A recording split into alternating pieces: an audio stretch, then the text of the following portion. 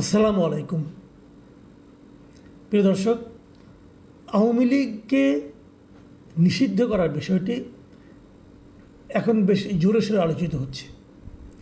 যেভাবে এনসিপি আন্দোলন করছে এবং এনসিপির সঙ্গে জামাত ইসলাম অথবা ইসলামী আন্দোলন সহ বেশ কয়েকটি ইসলামী দল যেভাবে যূথবদ্ধ হয়ে আন্দোলন করছে, শাহবাগ ব্লকেডের মতো কর্মসূচি দিয়েছে, এটা না হলে আগামীতে তারা ঢাকা ব্লকেড করবে এ ধরনের হুমকি দিচ্ছে।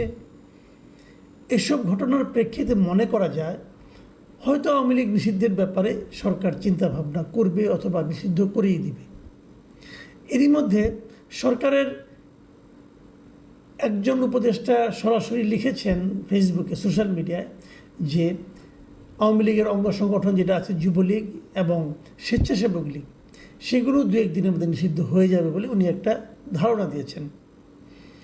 এবং আরেকজন উপদেষ্টা তিনি বলার চেষ্টা করেছেন যে কারণে, যে আইনটার কারণে আদালতেরও এখনও ক্ষমতা নেই রাজনৈতিক দলকে নিষিদ্ধ করার, আইসিটির যে আইনটা, সেই আইনটা আসলে ক্যাবিনেটে পাশ করা হলেও চাইলে যদি জনদাবি উঠে, যদি মানুষ চায়, সেটাকে আবার আগের অবস্থায় নিয়ে যাওয়া যাবে। রাজনৈতিক দলকে নিষিদ্ধ করার আইনও তৈরি করা যাবে। তার অর্থ হলো ওনারাও একভাবে প্রস্তুতি নিয়েছেন আওয়ামী লীগকে নিষিদ্ধ করার। আর যে আন্দোলনটা এখন চলছে, যমুনার সামনে অবস্থান ধর্মঘট হলো, রাত জুড়ে হলো, পরের দিন শাহবাগে হলো, আজকেও শাহবাগে আবার জনসভাও হচ্ছে। তো এই আন্দোলনটা যে মোটামুটি সরকারের প্রচ্ছন্ন সমর্থন নিয়েই হচ্ছে, এটা বুঝতেও কারো কোনো সমস্যা হচ্ছে না। কারণ এই গরমে আন্দোলনরতদেরকে নিষিদ্ধ এলাকায়, যমুনার সামনে সমাবেশ করা, বিক্ষোভ করা নিষিদ্ধ, কিন্তু সেই নিষিদ্ধ এলাকায় তারা যাতে কাজটা ঠিকঠাক মতো করতে পারে সেই জন্য তাদেরকে পানীয় জল সরবরাহ করা অথবা ওয়াটার ফগিং মেশিন দিয়ে তাদের উপর এক ধরনের শীতল কুয়াশার মতো, কৃত্রিম কুয়াশার মতো ছড়িয়ে দিয়ে তাদেরকে এক ধরনের স্বস্তি দেওয়া, এসবই কিন্তু সরকারি উদ্যোগেই হয়েছে। কাজে এক্ষেত্রে বোঝা যায় এ ধরনের একটা আন্দোলন সরকারও হয়তো চাচ্ছিল যে তোমরা একটা চাপ প্রয়োগ করো, তাহলে আমরা অজুহাত হিসাবে একটা জিনিস দেখাতে পারবো সারা দুনিয়াকে, বহির্বিশ্বকে, যে আসলে জনদাবির মুখে আমাদেরকে এই কাজটা করতে হয়েছে। মজার ব্যাপার হলো, যদি জনদাবির কথা আপনি বলেন, তাহলে জনদাবি 9 মাস পরে এসে কেন তৈরি হলো, এই প্রশ্নও কিন্তু উঠবে।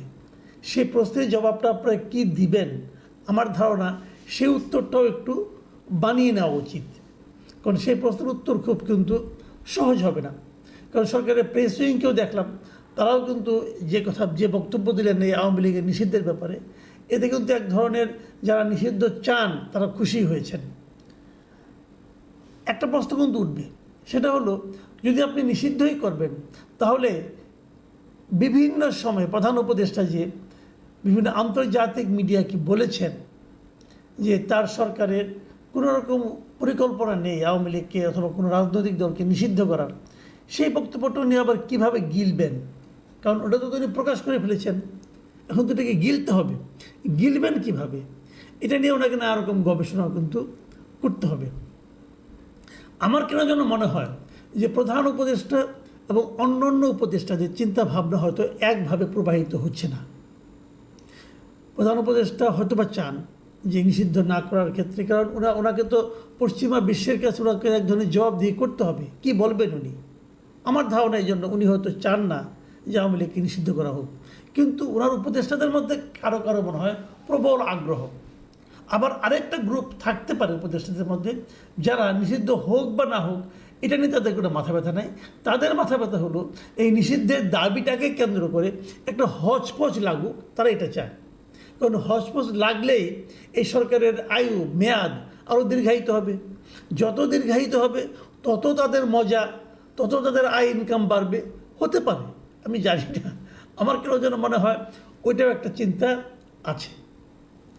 এখন আরেকটা প্রশ্ন আমি করতে চাই, এই যে শাহবাগে পুরো রাস্তা আটকে দিয়ে ব্লকেড করে, রাজধানীর একটা গুরুত্বপূর্ণ জায়গাকে ব্লকেড করে দিয়ে একটা দলকে নিষিদ্ধ করার কথা বলা হচ্ছে, এবং তারা বলছে যে এই শাহবাগে নাকি ফ্যাসিবাদের অন্ত ঘটবে। এখন যদি আপনারা এরকম একটা দাবির মাধ্যমে সরকারকে বাধ্য করেন এবং সরকার যদি একটা নির্বাহী আদেশের মাধ্যমে একটা রাজনৈতিক দলকে নিষিদ্ধ করে দেয়, তাহলে এই কর্মটি, এটাকে কি লোকে ফ্যাসিবাদী আচরণ বলবে না? ইটসেলফ এটাই কি একটা ফ্যাসিবাদী আচরণ নয়? নির্বাহী আদেশের মাধ্যমে একটা রাজনৈতিক দলকে যদি কেউ নিষিদ্ধ করতে চায়, সেটাকে আর কে কী বলবে আমি জানি না। আমার কাছে এটা একটা কালো আইন হবে এবং কালো আইনের মাধ্যমে নিষিদ্ধ করাটা এক ধরনের ফ্যাসিবাদী আচরণ হবে বলে আমি মনে করি। তারপরেও সরকার করা রিস্ক নিতে পারে, এটা তাদের হিসাব, তারা কেন করবে জানি না। ঠিক আছে, এসব থাক, আমরা আসেন বরং এখন একটু লাভ ক্ষতির হিসাবটা করি। যদি আওয়ামী লীগকে নিষিদ্ধ করা হয় শেষ পর্যন্ত, লাভ হবে কার এবং ক্ষতি হবে কার? আগে ক্ষতির দিকটা বলি, লাভের কথাটা পরে বলি। ক্ষতির দিকে বলতে গেলে প্রথমে আসবে ইমেজগত ক্ষতি, মানে ইমেজ কার কত ক্ষতি হবে, এবং ইমেজের ক্ষতির তালিকায় 1 নম্বরে থাকবেন ডক্টর ইউনূস। সারা দুনিয়ায় ওনার যে ইমেজ আছে, সেই ইমেজটা বড় ধরনের একটা ধাক্কা খাবে। এই নিষিদ্ধকরণের বিষয়টাকে আর যাই বলা যাক না কেন, পশ্চিমা বিশ্ব এটাকে ডেমোক্রেটিক আচরণ বলে মনে করবে বলে আমার কাছে মনে হয় না। এবং এই আনডেমোক্রেটিক কাজটা কার আমলে ঘটলো? ডক্টর ইউনূসের সরকারের আমলে ঘটলো।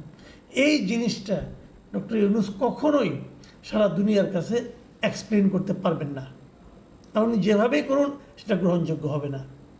এবং ওনার এতদিনের তৈরি করা যে ইমেজ, সেই ইমেজের এত বড় ধাক্কায় এর আগে কখনো লাগেনি, ভবিষ্যতেও লাগবে না। আর ইমেজ ক্ষতিগ্রস্ত হবে কার? আর ইমেজ ক্ষতিগ্রস্ত হবে বিএনপির।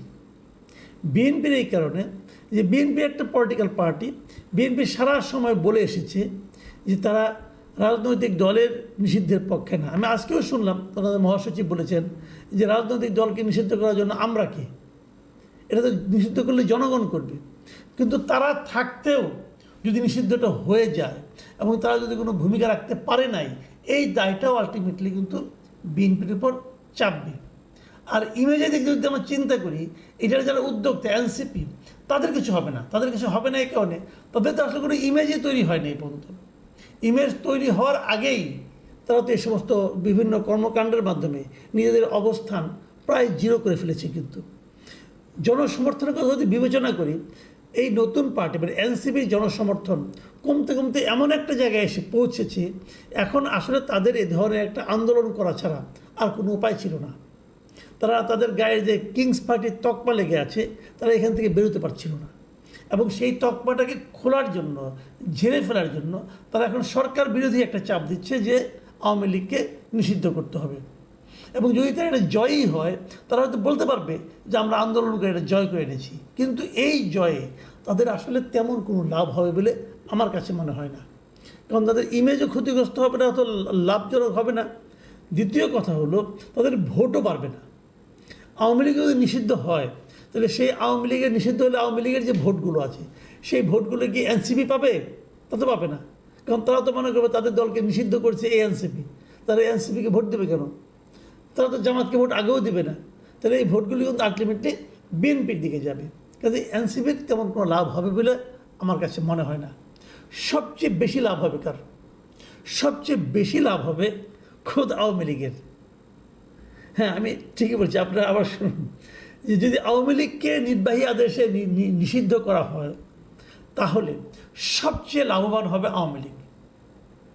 কারণটা আমি বলছি, ধরা যাক আওয়ামী লীগকে নিষিদ্ধ করা হলো না, আওয়ামী লীগ এই আসন্ন জাতীয় নির্বাচনে খুব স্বাভাবিকভাবে, খুব মানে আপনার একটা শান্তিপূর্ণ উপায়ে অংশ নিতে পারবে না। বিভিন্ন জায়গায় তারা জনগণের কাছ থেকে প্রতিবন্ধকতার প্রতিরোধের সম্মুখীন হবে, এনসিপির কাছ থেকে প্রতিরোধের সম্মুখীন হবে, সরকারি বিভিন্ন রকম আইন শৃঙ্খলা বাহিনীর কাছ থেকে প্রতিরোধের সম্মুখীন হবে, যার ফলে আওয়ামী লীগ চাইলেও কিন্তু খুব ভালোভাবে নির্বাচনে দাঁড়াতে পারবে না। কিন্তু যদি তাদেরকে নিষিদ্ধ করা হয়, তখন যে ঘটনাটা ঘটবে, তারা সারা দুনিয়ায় আন্তর্জাতিক পর্যায়ে তাদের এই নিষিদ্ধ করানোর বিষয়টা নিয়ে এক ধরনের সিম্প্যাথি পাবে। আওয়ামী লীগের আগের থেকেও প্ল্যান ছিল, আওয়ামী লীগের নির্বাচন করতে বললেও আওয়ামী লীগ নিজেরা নির্বাচন করতে অতটা আষ্ট কিনা আমার সন্দেহ আছে। এই সন্দেহের কারণটা এটা একটু বলি, যেটা হলো আওয়ামী লীগের যারা বিভিন্ন এলাকায় যারা ইলেকশন করতে পারতো, করার মতো যোগ্যতা সম্পন্ন বলে আগে বিবেচিত হতো, তারা কিন্তু অধিকাংশ দেশে নেই অথবা মামলা মোকদ্দমার মধ্যে আছে। দ্বিতীয় সারির অথবা তৃতীয় সারির কেউ যার বিরুদ্ধে কোনো মামলা নেই এমন কেউ এসে নির্বাচন করুক, এটা আওয়ামী লীগের ওই শীর্ষ পর্যায়ের নেতারাই চায় না। চায় না এই কারণে তারা মনে করে যদি দ্বিতীয় এবং তৃতীয় সারির লোক উঠে আসে তাহলে তাদের যে এতদিনের নেতৃত্ব এটা হয়তো নষ্ট হয়ে যাবে। এই জন্যই তারাও চায় না যে মাঠ পর্যায় থেকে নিষ্পাপ টাইপের, নিষ্কলুষ টাইপের লোকজন নেতৃত্বে আসুক, এটা আওয়ামী লীগ চায় না।